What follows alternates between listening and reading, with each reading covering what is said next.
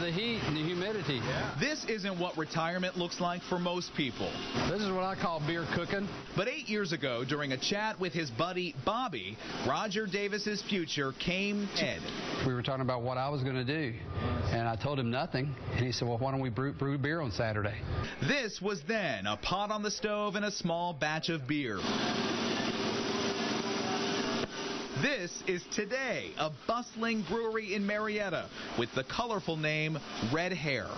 We'll do this year about 7,500 barrels. Okay. Barrels, 31 gallons. And forget bottles of beer on the wall. Here, it's all cans on the line. There's a lot of reasons. Sustainability, recyclability, ease of carrying the package. No air gets in there, no light gets in there. It's a better package. It's also a local package. Thanks to a recent partnership, these cans come from Atlanta-based aluminum rolling company Novelis. Right now, there are 3 beers that are produced year-round by Red Hare Brewery. There's the Long Day Lager, the Gangway IPA, and the Watership Brown Ale. And every single one of these now has the Novelis Evercan logo. That means every time you pop the top, you're drinking from a can that's up to 90% recycled aluminum. Aluminum can be recycled infinite times without losing any quality. You can make the same product ever and ever again, and that's Evercan. And that's also Roger Davis, who's recycled his retirement into a booming business that just keeps hopping higher. In Marietta, Paul Milliken, good day.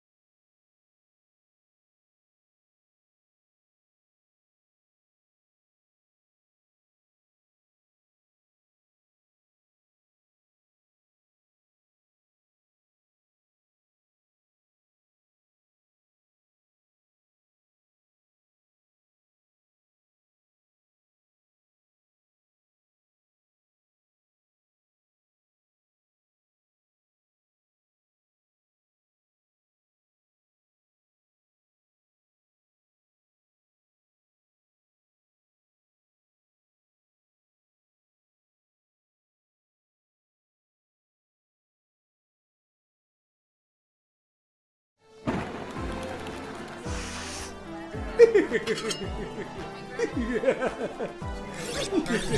says, "Doctor, that was the weirdest colonoscopy I've ever done." That's